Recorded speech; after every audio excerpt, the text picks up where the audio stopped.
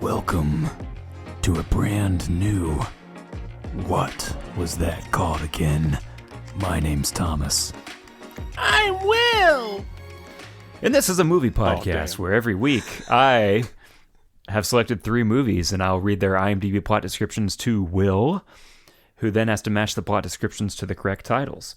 I was hoping you would keep with the dark and mysterious, and I was going to make it like a duo, like little kid, dark and mysterious. Yeah, I saw that coming, and I shot you down. It is a trope at this point. Yeah, it's really stupid, I think. Really, really dumb. We wanted to quickly say that last week we featured a film called Broken Rage. We did. And both of us separately watched that film before this recording. And if you want to hear us discuss that movie, you should go check out our pre-show every Friday. But specifically this past Friday, we talked about that movie. Spoiler alert, we both liked it. We did, but find out why. I think we could say that. In the pre-show. Yeah. We recommend watching that movie first before listening to us talk about it at length with spoilers and whatnot. And let's go ahead and dive into a drink check.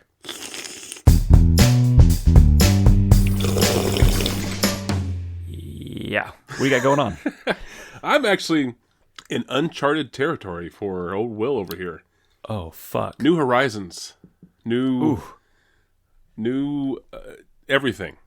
Oh, my God. So, I am drinking a cocktail that consists of Canada Dry ginger ale, a muddled orange. So there's some fresh old orange juice and pulp in there. Yeah. And blackberry Crown Royal.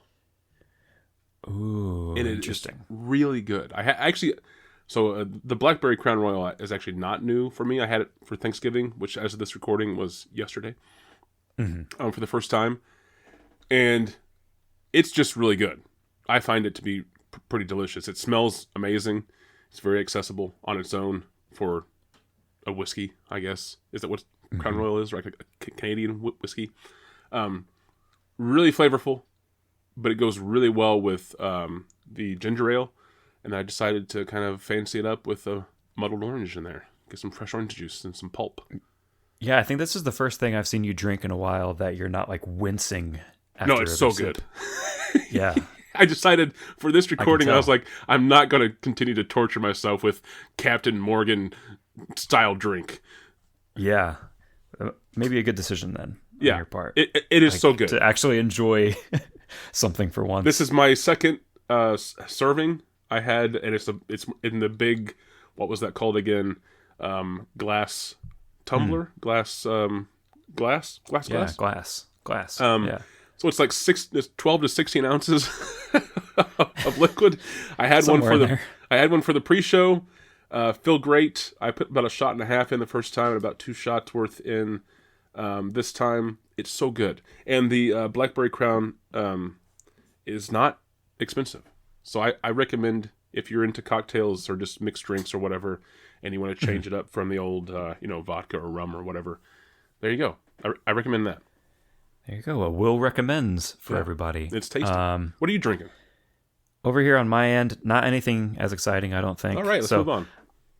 Yeah, I'm waiting on my box of British goodies to arrive because I have some more interesting and unique drinks coming in that. Oh. But for now, so I think next week's episode I should be able to have something more interesting and fun. But for now, I have kind of had permission to have one of my partners' Corona Premier, the exceptional light beer is what it says.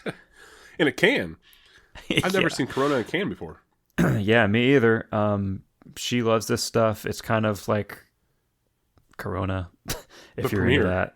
It's exceptional. But it's a premier version, which is to say it is a light version, I guess. And so, yeah. Does it taste lighter? It's okay. Yes, I think I never thought Corona was heavy to begin with. Me either. So is it just water, or are you just drinking water? It's hard to say. Would I buy this drink? No. Okay. This is the second thing that your partner's got where your review is it's okay. Yeah, it's fine. Fine. It's Corona. I like Corona, so sure. I don't really have much to complain about, really. Did you? I prefer my Guinness. Well, yeah, no. Guinness is just great. No, yeah, and you do like Guinness. I've had it once. I like stouts to begin with, and the darker beers. I like those, but I have had it once and I enjoyed it. Yeah. Yeah. So every time, aside from you, everyone I've ever mentioned Guinness to, whenever I say I don't really like beer, but I really like Guinness a lot, everybody I've ever said that to goes, "Oh, dark beer." Yeah, that's the only response I've ever had from anybody. Beer with flavor. Yeah, that's why I like it. And I was like, yeah, that's right. I don't really drink anything else. I mean, it is heavy. I will, comparatively speaking to slightly bitter water that is most beer. Yeah. Premier, in fact. Yeah. But but I think most people, well, at least in my experience, most people who say, "Ooh, dark beer," they're drinking to reach a certain state of being, not drinking to enjoy drinking. Yeah. Yeah, I think so. So I guess my review is it's fine. I love Guinness. Oh, there you go. That's my review of this drink. Mine is damn good as far as my drink is going. I'm jealous. I honestly think, like I said, if you like slightly fruity stuff, but not overly sweet alcoholic drinks, I'm recommending heavily the Blackberry Crown Royal. It's really good, and it smells really great. Wow, you're very excited. I actually have a very weird drink coming in my British box. I'm going to tease right now for everybody for the first time. This is your new thing of teasing. Season 2 is all about the tease. All about the tease. I have a drink. So I'm not going to say what it is just yet because I will save it for a drink check at some point. Okay. But it is a British drink, very specifically a very British drink. And I read about it because I had never heard of this thing. Is it is it a soda or like a... No. Okay. It is not. Okay. So I had never heard of this drink before, and I was really interested in it. And I researched it a little bit, and I actually took to Reddit to ask British people about this drink. Like, how do you prepare this? Because I can read... I even said in my thing, I can read online... how to prepare it, but I want to hear from actual British people how you guys prepare this. Yeah. And basically every single response that I got was nobody actually drinks that. Everybody was like, that is a very British drink, but in the year 2025, nobody actually drinks that. Oh, we have heard of it, but we don't know what it is really. Oh, or we don't drink it to that level. And I was like, oh, great. So I was like, maybe I'll tell you guys what it's like. Did anyone mention? So we'll see why they don't drink it, is it just like an older generation thing? So I was really confused by the first response that I got, which was like, I've heard of it before, but that's the extent of my knowledge of this. And I was like, is it like an old fashioned kind of thing, or is it just like a regional kind of thing? I really don't know anything about this. And they said definitely old fashioned. And then I got bombarded with replies like old fashioned, like this is old fashioned, like medieval old. And I was like, oh fuck. Mead? Are you drinking mead? Is that what you're going to get? No, but somebody did reference mead. They were like, this is along the lines of mead where it's a British thing, but nobody actually drinks it anymore. Interesting. So, how did you hear about this? No, wait. Just save all this for whenever you get it. Yeah, this is a future drink check that we're over teasing. This is sorry. So moving on from drink check, everybody, abruptly. I'm ready for whatever's coming next. Will is ready for just whatever is coming. Anything can happen. Drink. He's ready for it. I'm going to keep drinking this. This is so good. Yeah, just keep going. I got it. I got this. We're going to be kicking off this week's journey, Will, in the year 1914. Oh my goodness! This is the earliest movie ever on the show. Maybe. I think last year's 1912? Christmas might rival it. Last year's one of those Christmas movies was really old. Was it like 12? I don't remember. I don't know. 1912? Sorry. It's not possible to say. As far as second season goes, this is the oldest movie we've ever done. Second season. There we go. For sure. That's for sure. There we go. 1914, and get ready for this synopsis. As it's written on IMDb. I'm ready. It is as follows. Young gypsy girl Mary is seduced by the immoral Robert Crane and abandoned. She is exiled from the gypsies and, along with her mother Zenda, known as the Woman in Black, she vows revenge. Meanwhile, Crane blackmails Stella Everett's father into forcing her to marry him, even though she loves Frank Mansfield, Crane's rival for a congressional seat. Frank wins, but Stella still faces the prospect of marriage to Crane until Zenda comes to her with a plan. On their wedding day, after the vows are recited, when Crane lifts the veil from his wife's face, he is shocked to discover that his new bride is Mary. Now Stella and Frank are free to marry, and Zenda has gained her revenge. Okay. I need to know who wrote that. There needs to be... Yeah. We need to dox that individual. It was written by Pamela Short. Yeah, Pamela, learn what a synopsis is. Learn what your last name means. This isn't well, yeah. Yeah. Keep it Pamela, as they say. Okay. I'm gonna shorten this up. Okay. Because I'm not gonna ever get any of that again, to be accurate. Yeah. In this I can't even get it. I'm gonna try to shorten it, and if I'm wildly wrong, then I'll have you read the whole thing again, I guess. But otherwise, I think it's not even worth really reading again. Basically, it's a revenge story between a young gypsy woman and her lover, in which there is a switch that happens before her lover and her get married so that she can marry another man. I think so.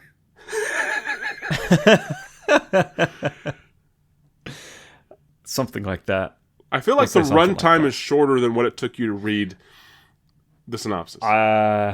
Almost certainly. Yeah. But I think, like I said, and we can cut out, if you want to read it again, we can cut it out, I guess. But I feel like that's what I heard, was that there's a woman who wants to get revenge, and for some reason, on the man that she's supposed to marry. So then there's like a switch that happens, so that way she tricks him into marrying someone else. So that way she's able to marry the guy that she wants to marry. Is what it sounded like you were kind of saying. Yeah. So basically, there's this dude. The end. The 20th century version of the synopsis. There's a dude who does a thing. Yeah. So she wants to marry this other guy, but this dude is trying to marry her. Yeah. And then she ends up marrying the guy that she wanted to. But she does that via a switch at the altar, essentially. Right. Okay. Yes. Cool. Yeah. Sounds fantastic. Maybe this is one that we can try to alter the synopsis for. Yeah. Like we can just shorten it. Version. And I think IMDb would accept it. Yeah. Season 2's attempt at what was the movie from season 1 we tried that with? Beguiled? It was Begotten. Begotten, yeah, Begotten.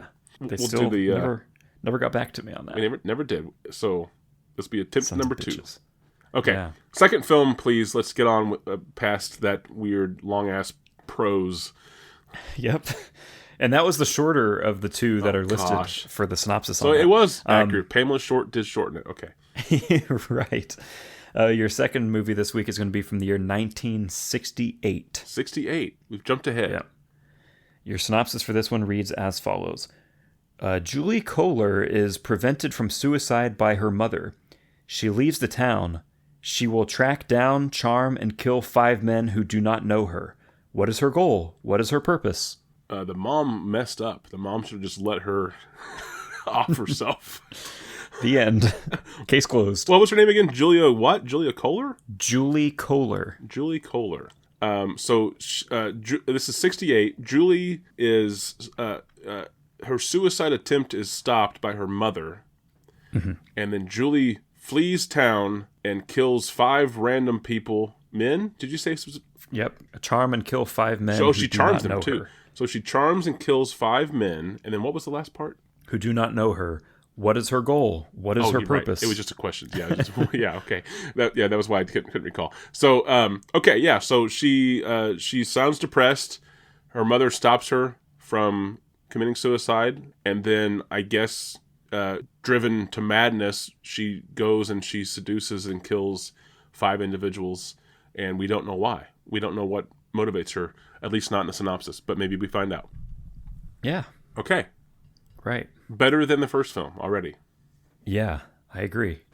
And then with that, your final film this week is going to be from the year 1989. 89, okay. Yeah. And your synopsis for this one reads as follows. A photographer and others are stranded at a Massachusetts island hotel haunted by a woman in black. A photographer and others are stranded at a Massachusetts hotel haunted by a woman in black. Yes. I like it. None of these ring a bell or sound familiar, by the way. But this one, I like this one. 89. Yeah. Yeah, I don't know this. Massachusetts hotel. You said, wait, you said a group of photographers? A photographer and others. There you go. A photographer and others. Yeah. And they're just in a hotel in Massachusetts. Stranded there for some reason. And it's haunted by a woman in black. It's always a woman in black. That's or right. white. It's always a woman in like monotone colors. Yeah, she's in a color of some sort. Woman in gray, woman in black, woman in white. Those are the 3. Yeah. Okay. Yeah, I don't know. It feels like there's usually always some kind of thread linking these together. I guess leading woman type thread, maybe. Maybe. Yeah, I don't know. Maybe the threat, maybe the commonalities in the title. So I guess title me, please. I'll see where these go. See where these titles take me. Your first title is going to be Witchery. Witchery. Yeah. Witchery. I don't know. Witchery. I don't want to just go with the like my drink is delicious. Whoa. I don't want to just go with Massachusetts. That was hard to say. Because it's like witches and stuff. And it's the only one that has a seeming like haunting or haunted horror element to it. Witchery? Yeah. Is that the title? Correct. Yes. Witchery. Yep. Witchery. I could see like a silent film era movie just called that, just because maybe. Yeah. But it doesn't feel like, at least right now, it does not feel like it would go with the 68 film of Julie trying to commit suicide and then going on a seductive killing spree. Maybe she's a witch. Maybe she's been witched, like bewitched. Maybe she's been cursed. Yeah. Okay. Second title, please. Your second title this week to go off of will be The Woman in Black. Okay. The Woman in Black. I feel like you've double bluffed and... Oh. Double blind, double bluff? Yeah, double blind, double bluff. I mean, well, maybe. I was going to say I feel like this is the 89 film, The Woman in Black. But maybe it's not. Maybe this is the 68 film that that's her like descriptor, or that's her moniker on this killing spree is, she's only being identified as, this woman in black as she goes on her seductive killing. Maybe. But I don't feel like this is the 1914 film. The Woman in Black? Yes. As soon as I said it's not the 1914 film, I actually feel like maybe it is. Classic. Classic Will. I know. It's definitely not this one. And then you immediately... Seconds later. Maybe it is. Yeah. I mean, the only reason I kind of hesitate is because maybe this is sort of a famous film. And I literally just connected that in my head of like an old silent film called The Woman in Black? Not the lady, right? Woman in Black, yes. Woman in Black. Okay, yeah, still don't know yet. I'm tempted just to say it was a double blind, double bluff, but I don't want to say that until I hear the third title. So, final title, please. Your final title this week will be The Bride Wore Black. The Bride Wore Black. Okay. So we have The Bride Wore Black, The Woman in Black, and The Witchery. Or The Witching? There is no the, it's just Witchery. Witchery. Okay, Witchery. Yeah. The Bride in Black. The Bride Wore Black. The Bride wore black. She wasn't in black. Yeah. She wore it. The woman is in black. The woman is in black. The bride wore black. And Witchery can take place in any color on the spectrum. Yeah. Okay. The Bride Wore Black. Maybe that was the title that I was thinking of as far as a famous film from the silent film era. The Bride in Black. Okay, so you did mention... What's that? Wore. She wasn't in it. She wore it, yeah. Yes. You did mention in the synopsis that Pamela Short elongated, that this was about a marriage that wasn't desired, and this was a revenge plot. The Bride Wore Black. There is no mention of marriage in the 1968 film, even though she does seduce these men. I don't know if she takes it as far as, dating, going out with them, and then, like over the course of like 2 years, she's like psychologically it's really long, tormenting them. Yeah, and then she gets right to marriage, and then kills them, and then she moves on to the next guy. Like on their honeymoon. Yeah, no, they're not married yet. They're like about to walk down the altar, and then or the aisle. I mean, and then the final film, it is haunted by a woman in black. Yeah. Maybe she's a bride. Maybe at this hotel, she was going to get married. Yeah, anything's possible. Okay, so Witchery. In the 80s, anything goes. That's right.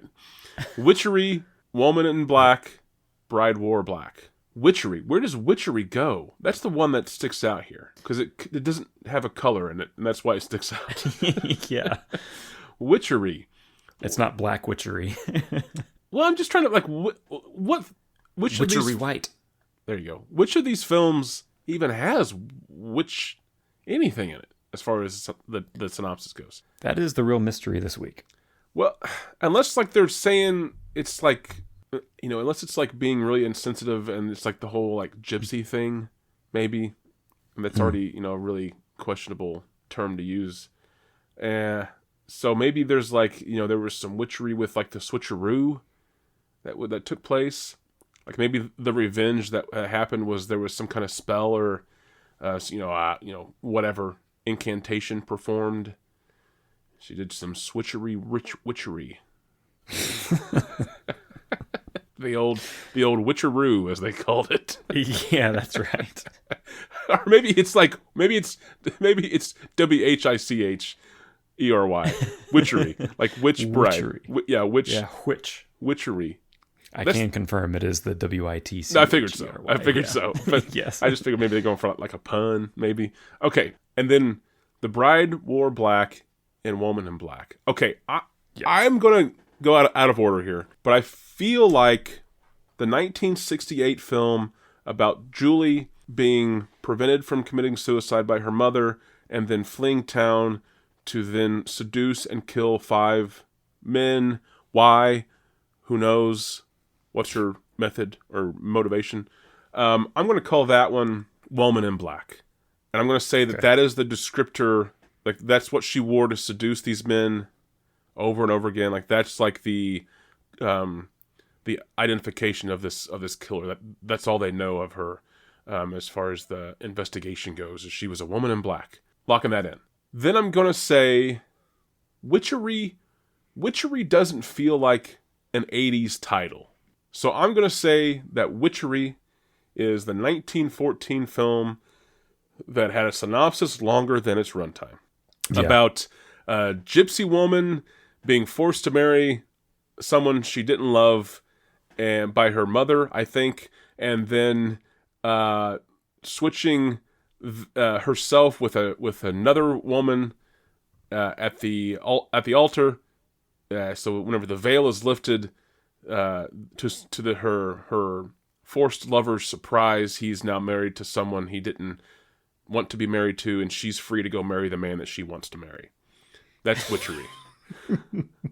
It just feels like an older title to me. And then that leaves the 1989 film as The Bride in Black of the photographer and others stranded in a Massachusetts hotel haunted by a woman in black. I'm going to say that the photographer is also a wedding photographer.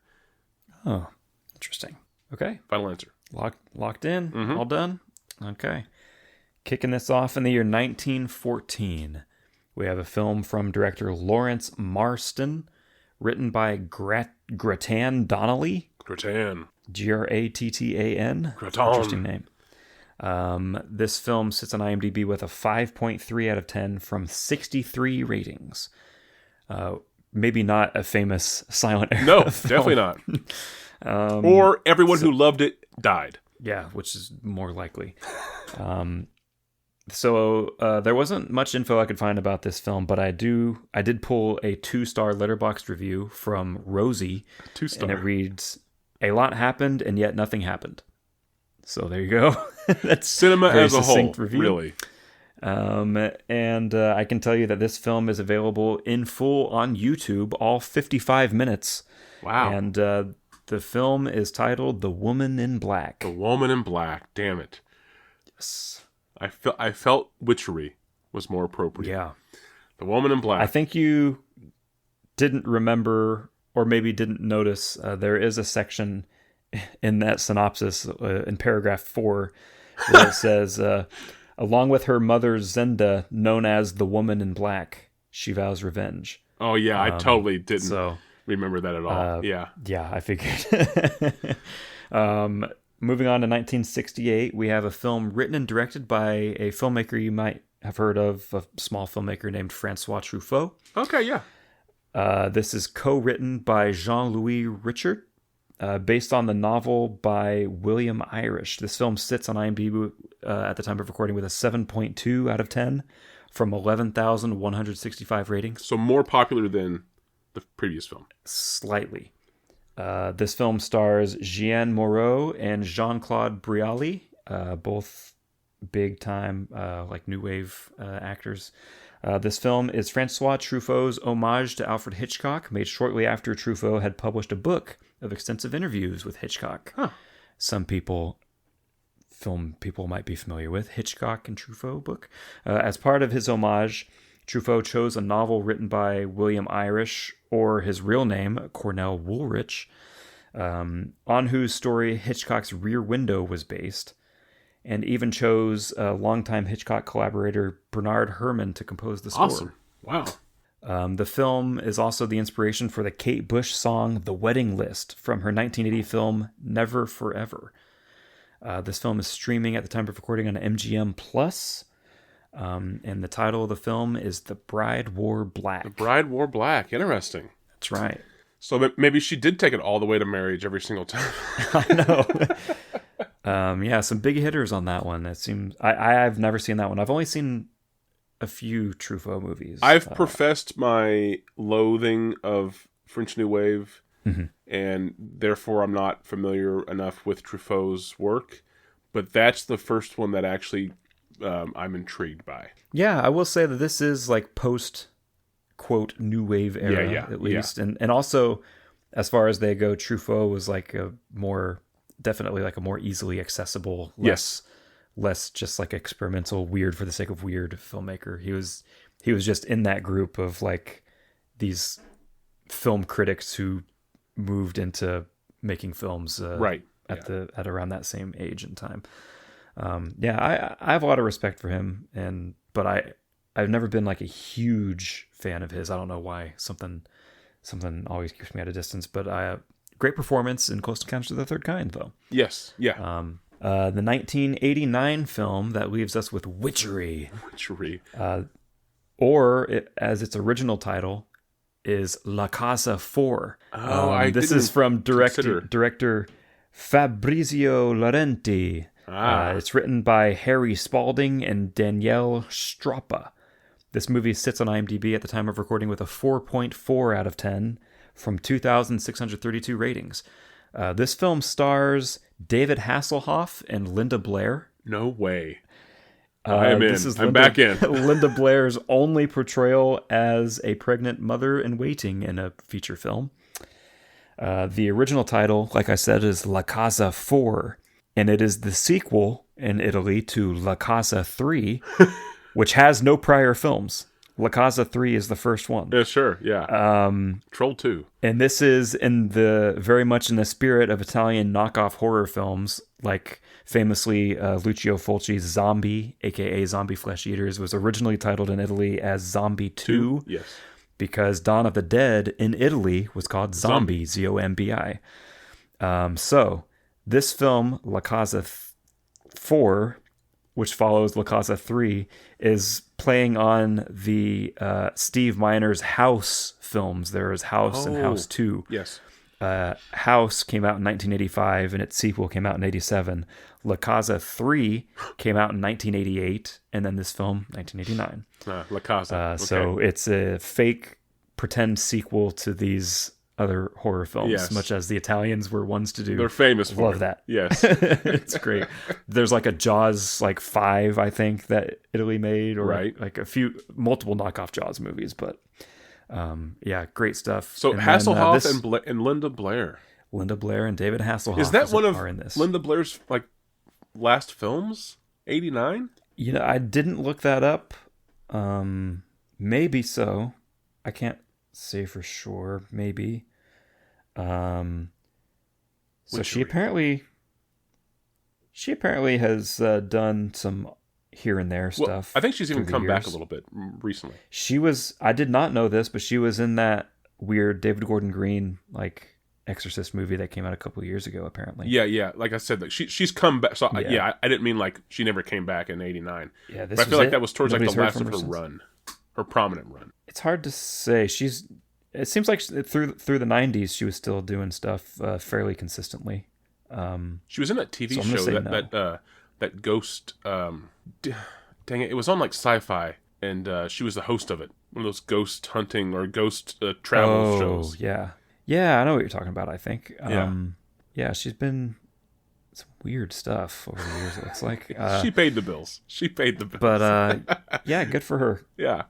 So yeah, there are our films. I do have some tag me.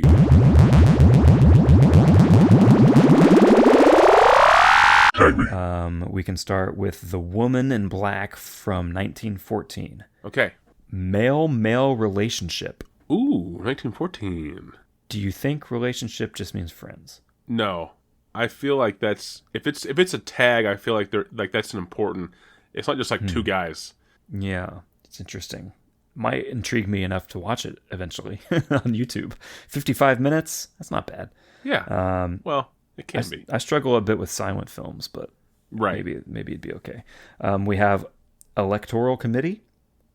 Okay. We have Maternal Manipulation. Interesting. Oh, spoiler alert! We have a tag for Happy Ending. Oh wait, not that kind. Seduction and Abandonment. There you go. Okay. Moving on to 1968's The Bride Wore Black from Francois Truffaut. We have Murdered in Prison. Oh. Reference to Ernest Hemingway. Interesting. Pretending to Take a Train. That is a tag. Wait, how do Wait. This is the only film with that tag on the Internet Movie Database. Is it like you just? I assume it's just like you just show up at the station. You told somebody you were taking this train. See ya, Mom and Dad. I'm going to get on the train, and then Mom and Dad leave as you walk sort of into the station, and then when the car's gone, you walk out of the station. That's what I'm going to guess. Yeah. But you could also interpret that as going through every motion of traveling by train, but there's just no train. Right. Yeah. We have what appears to be a series of events through 3 tags. We have pushed off a balcony. Okay. The next tag is falling off a balcony. Oh, yeah. The last tag is falling to death. Oh, okay. Yeah, possibly. We don't know that for a fact. This lends credence to your theory. We have Dead on Wedding Day, and we also have Death at Wedding. Oh, wow. Maybe I did hit that. Yep. But she does it 5 times? No way. That has to be the final one. Let's see. What else do we have here? Cutting a telephone line. Off-screen murder.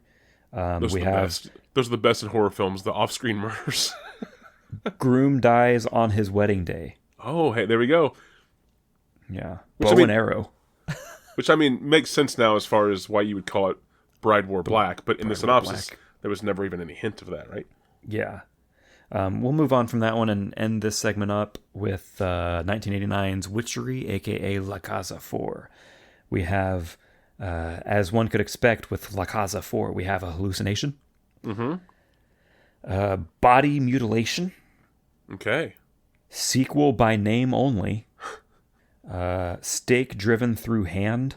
Ooh. Mouth sewn shut. Wow.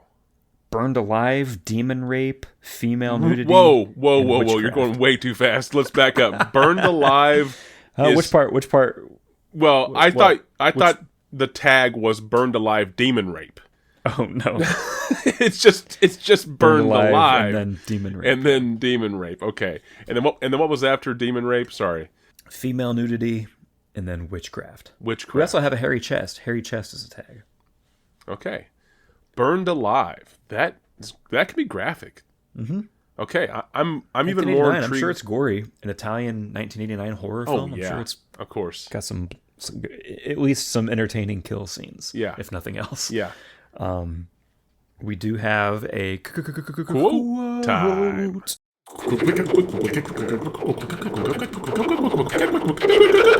Quote time. This is where I read a quote. I deliver the quote in the character of Will's choosing, or in the style of Will's choosing, and then he tries to guess which film this quote came from, as it's written on its IMDb page. That is. Is this one character, one line? Oh, yeah. Yes, it is. Okay. I would like to have you. Let's see. I'm going to have you read this to me as you're about to get married, and your bride to be comes into your dressing room, right? Like you're already in your tux and everything. Yeah. She's in her war black dress. Yeah, you're not supposed to see the bride before. Exactly. So that's the scene. Is that you're not supposed to see each other, but she comes in and she's about to kill you, but you don't know that part yet. Okay. And as the IMDb page lists it, here is your quote. See, even your poet knows virginity is not natural for a grown woman. I like that.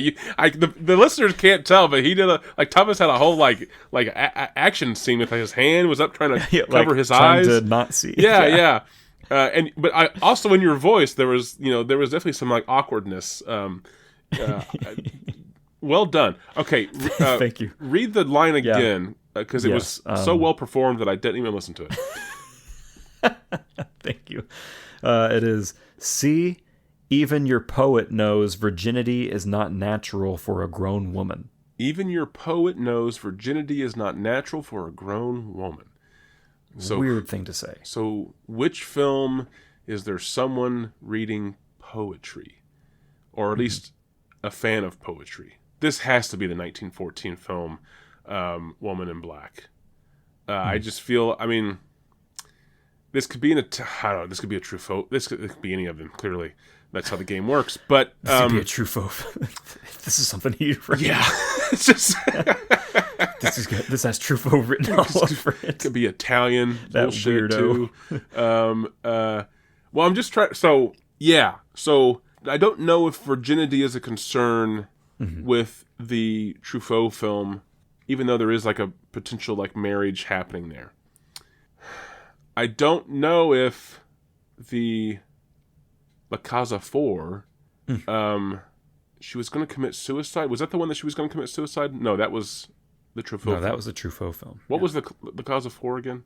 A photographer and others are stranded at a Massachusetts island hotel. So I don't feel like this has anything to do with virginity at all. So I think it's the forced upon lover of the main woman in the synopsis, the girl who's getting married. I think this is him talking to her.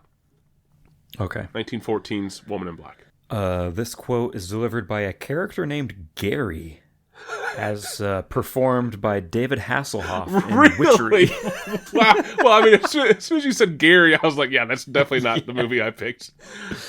Wow. Okay. Oh, that's even grosser to imagine David Hasselhoff as Gary. Saying that to yeah. Oh gosh. Yeah. Okay. Wow. You know what's funny is I almost had you do a Hasselhoff, but I didn't think you'd have one, so I decided to. Whenever I picked this quote, I thought you might. I almost did, but I was like, I picked this quote and I was like, I don't think there's a good Hasselhoff voice either. Yeah. So, okay. I'm glad you didn't. Have you seen any of these? No. Okay. Well, I mean, the movie I'm most intrigued about, even though I am interested in the Truffaut film, just because Bernard Herrmann is great, and then the fact that it's like a sort of like a nod to Hitchcock. Oh, I will say one thing about that really fast. That's not going to hamper your creative segment or anything like that, but just something I didn't notate that I read was that actually Truffaut was actually supposedly not happy with Bernard Herrmann's score for this movie. Oh, really?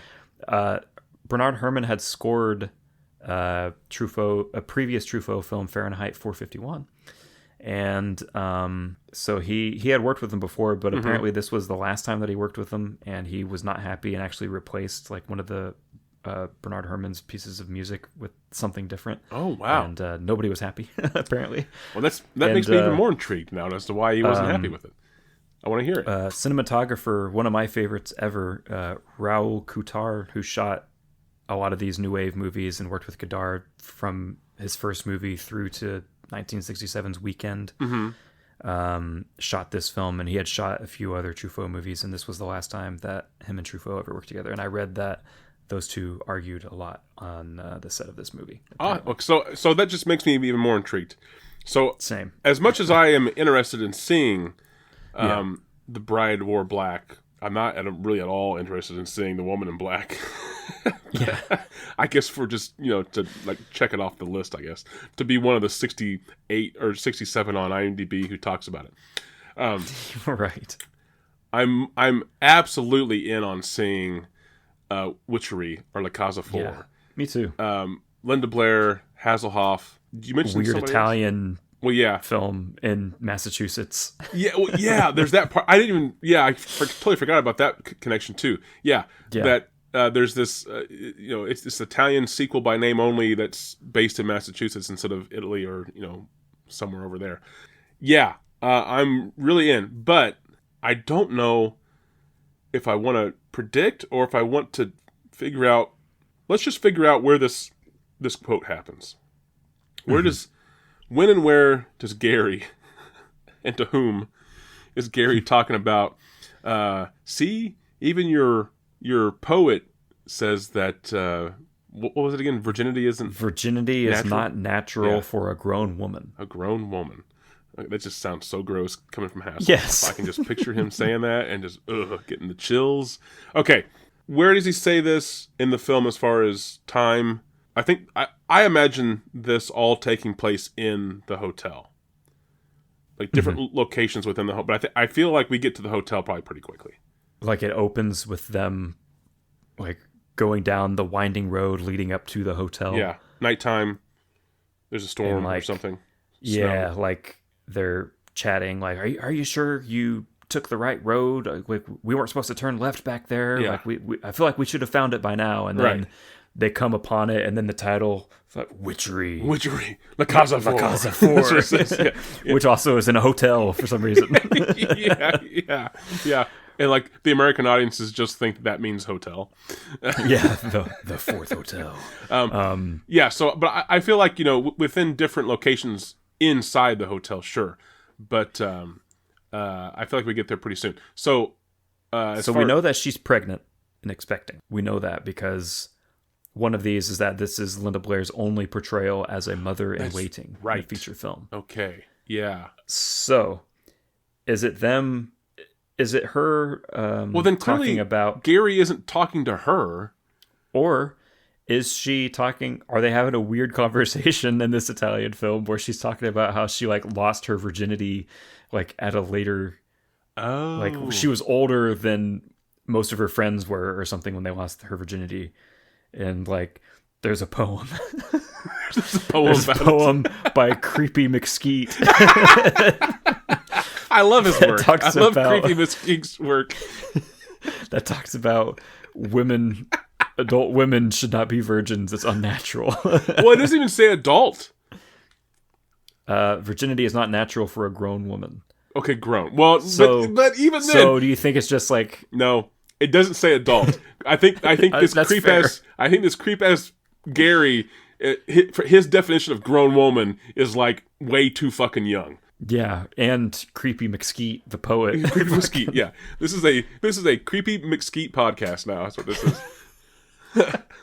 But so wait, but do you think that the poem is creepy, or is Gary just reading it the way he wants to read it to Oh, like the poem is actually talking about like it's something about like the pollination of an adult flower. Yeah, whatever. And he's just like Creepy McSkeet is talking about blasted inside of a grown woman, right?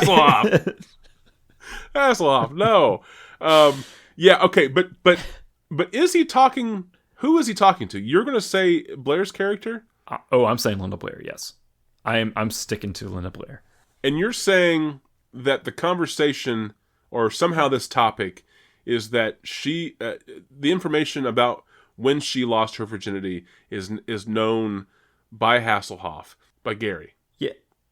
Yeah, or at least they're like having, for some reason it comes up. Well, because I feel like, okay, I think that's what you were trying to say earlier about like he's like comforting her that it's okay that she lost it so late in life. Because I feel like this is me. I feel like he's saying this to someone who is still a virgin, and he's like, "See, you shouldn't be one." He's what if he's saying it to the spirit of the woman in black? Oh. He doesn't know that she's a ghost. Oh, I like that way better. Yeah. What if Linda Blair is the woman in black? I know that's Can ghosts be pregnant? I do know that she's not, because there is a woman credited as Lady in Black. Hildegard Neff. Okay. Is Lady in Black. Well, that still doesn't answer. Maybe she's also pregnant. Yeah, she was also maybe, or maybe she. I mean, maybe she died a virgin. Maybe she died a virgin, and that's why she's haunting this place. And she's jealous of Linda Blair's character.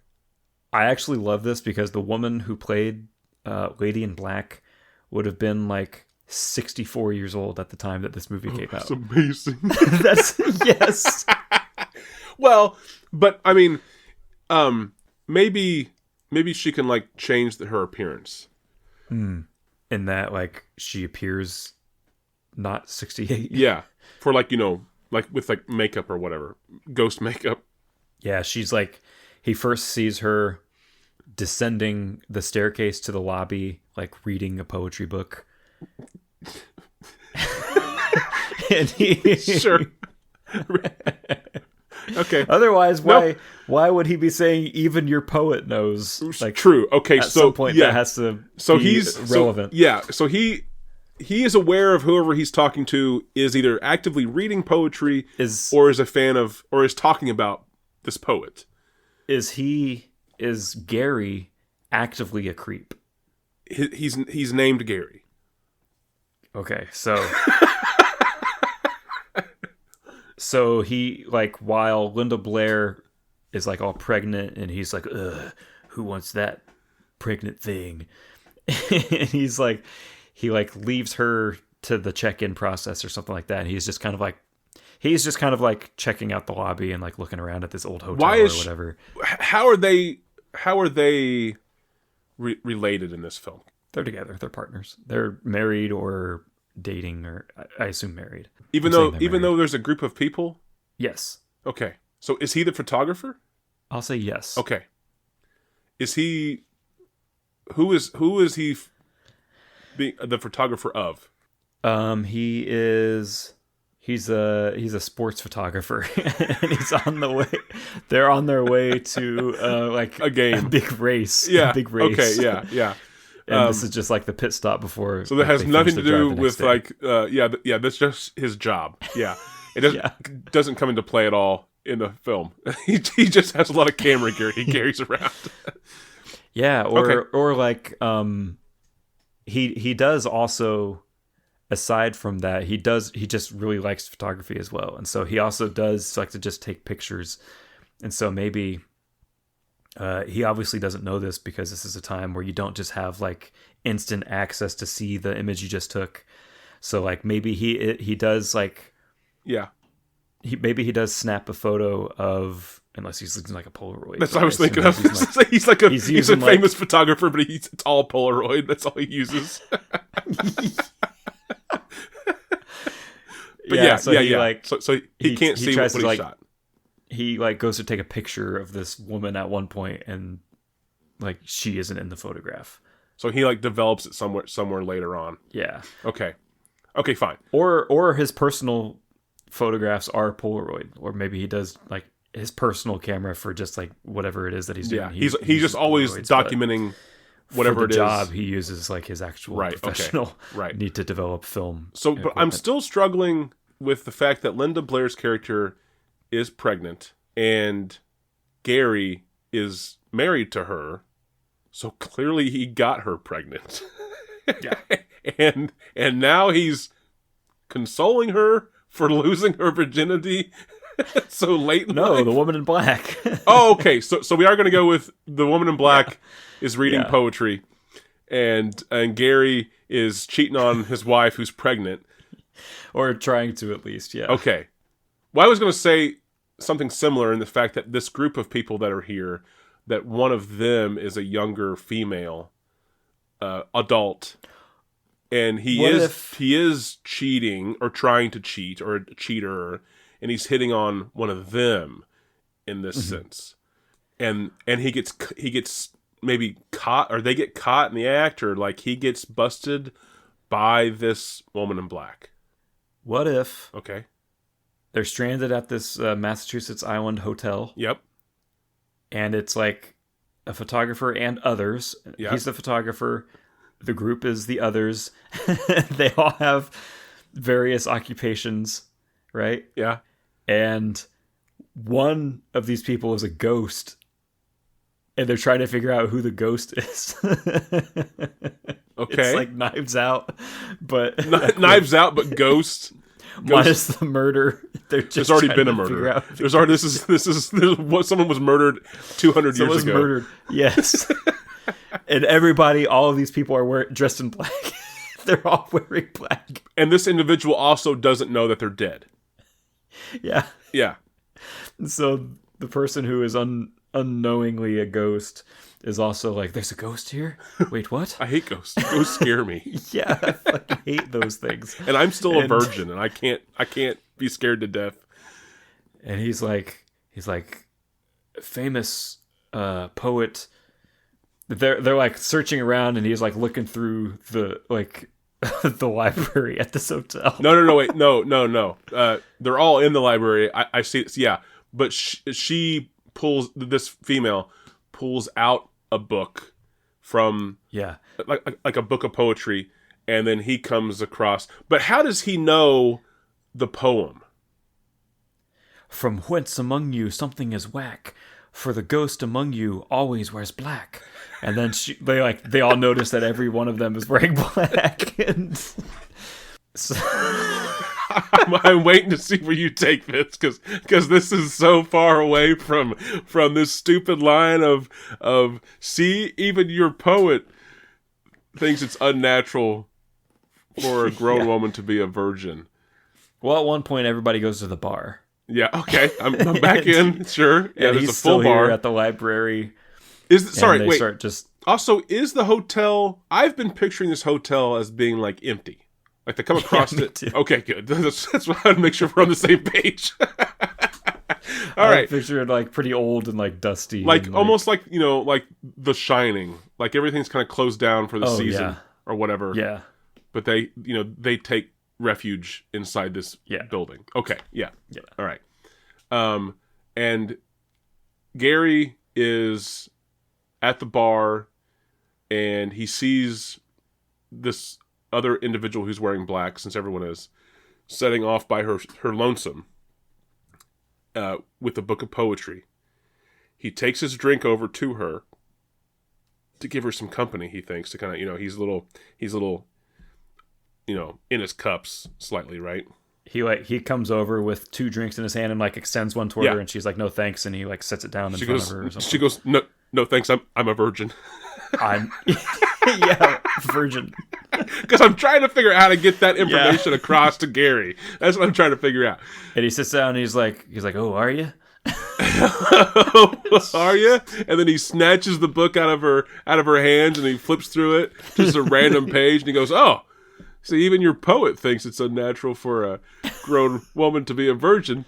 And she's like, stands up offended, and she's like, "I mean, I don't drink alcohol." Asshole. That's what I was going for. Yes. She's like, "Yeah, no. It is Linda Blair." This is where we find out that her character's pregnant. We've not seen her below like, the belly line yet. And she does. So she stands up, clearly pregnant, and she goes, "No, I meant virgin, no alcohol." And she, has to waddle away because she's like, 3rd trimester, 8 months in. And he's like, "Come on, babe, I'm just playing." I'm just playing. I put that bun in the oven. Hey, come back. You think somebody's a ghost here? The poet says the ghost is wearing black. It's not wax. Yeah. Or whatever you said earlier. Yeah, I don't remember what it was. I was trying to figure out where again, Gary is interpreting, see, even your poet, whatever, right? But I was trying to think of what is the poem that this poet wrote that gives Gary this idea that it's unnatural for a grown woman to be a virgin. And I was trying to think to kind of feed off of your it's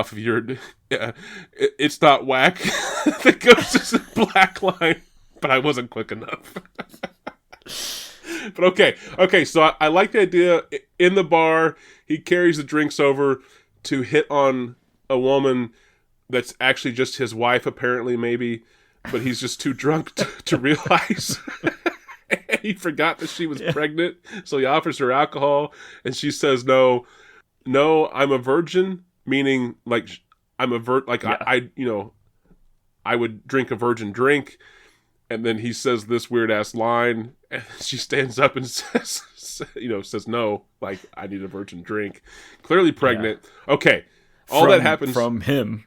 When in the movie? Yeah, from him. Or are you saying not from him? Or no, I'm saying from him. I'm saying he's just that drunk. Oh, okay. Yeah. So when in the movie does this take place?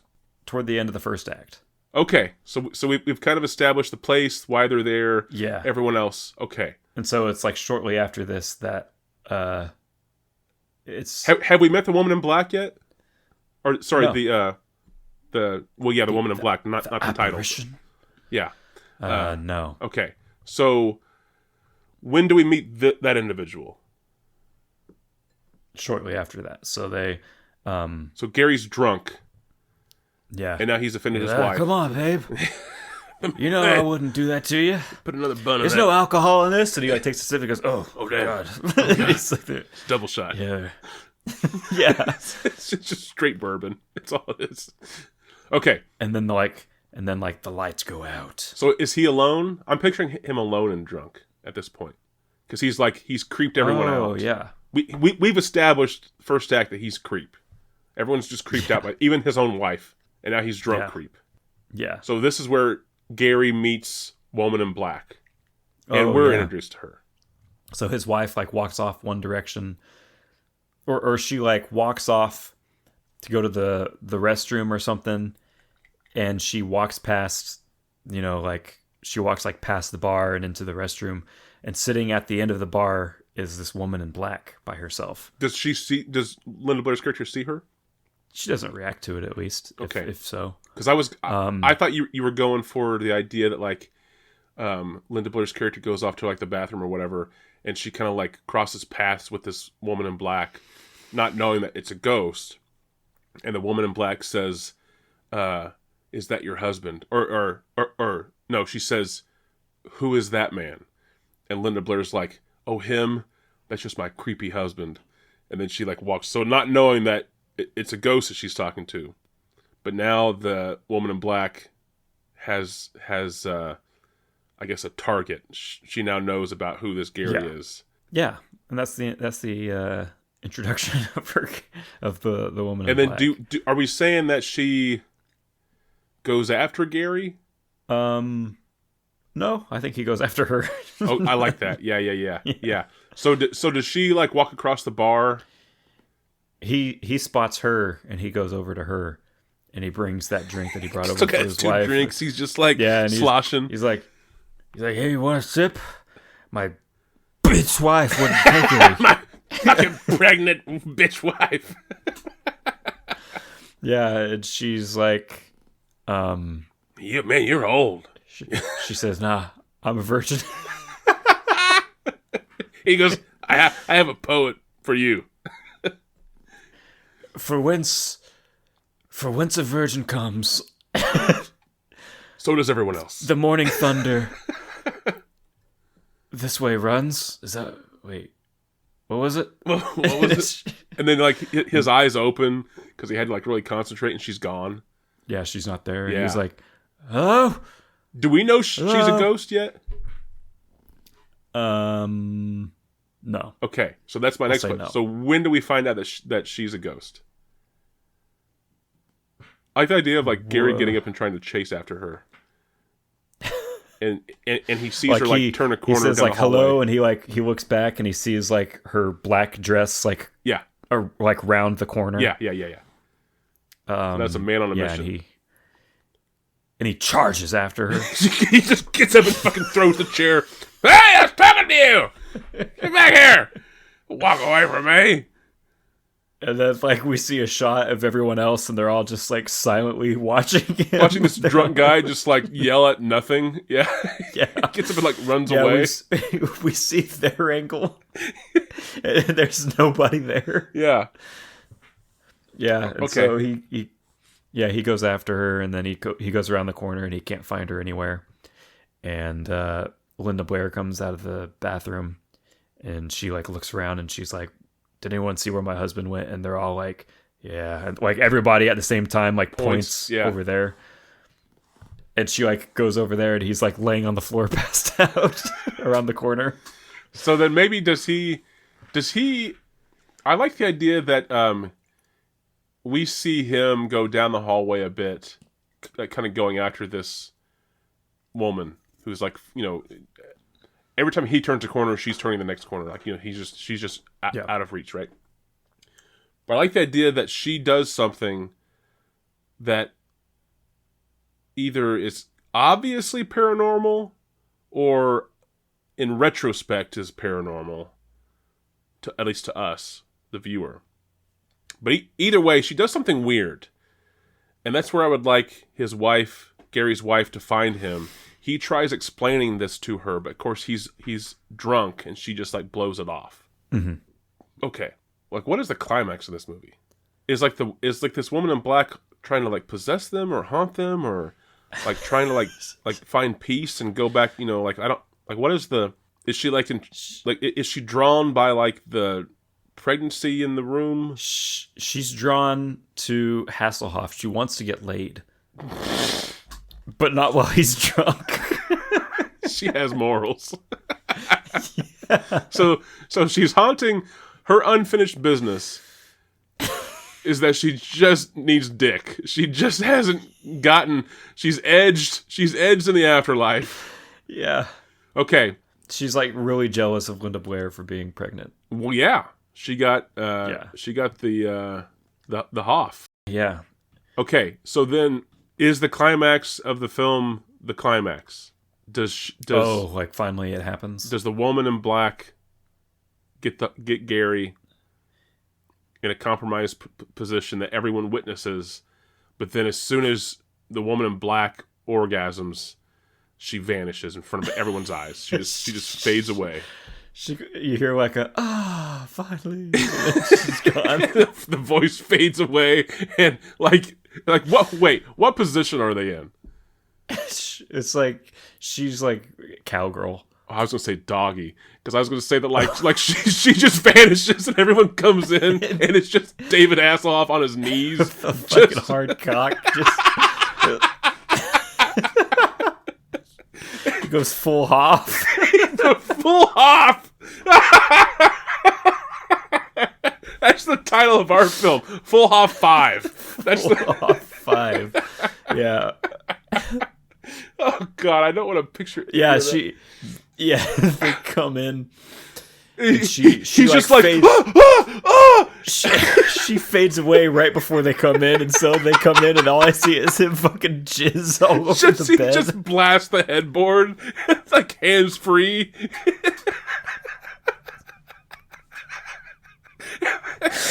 And then like one of the other people in the group kind of like elbows Linda Blair and is like, "We get it. We know how it happened." Yeah. And then he like looks down and like looks at them, and looks down again, and goes, "Oh, gee, how am I going to explain this?" And then like it's a conundrum, because it's like, does he explain that he was just banging someone who wasn't his wife, or does he say that he just spontaneously orgasmed in midair? He looks down and then looks at everybody else, and like looks down and looks at everybody else, and he's like, I must be dreaming. What's going on? And then he just like that whole like fake big stretch yawn, like, I just woke up. Yeah. As his fucking hard cock is like slowly. Oh God! The graphic nature of this is pure Italian cinema. This would be. I didn't tell you that this movie is like rated at fucking XXX. Or is this just the Hoff cut? The Hoff cut. Oh gosh. Okay, so the ghost is gone, right? Yeah. And does the ghost came and went?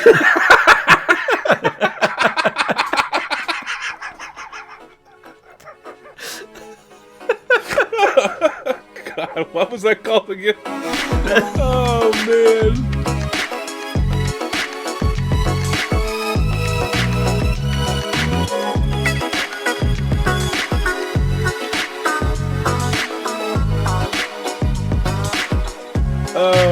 I was gonna ask if like the ghost ever comes back, but I don't think it matters now. or if anyone else in the film knows that there's a ghost. Is it only David Hasselhoff's character that knows there's a ghost? Yeah, nobody else ever sees it at any point in the film. It's just this one dude. So it's this thing where like there's YouTube like analysis videos about this film, and there's like these analyses that are like, was this all in his head? Like, did she even exist in the first place?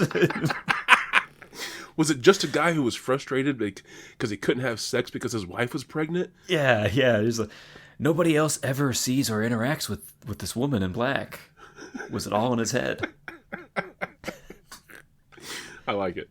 The Full Hoff 5.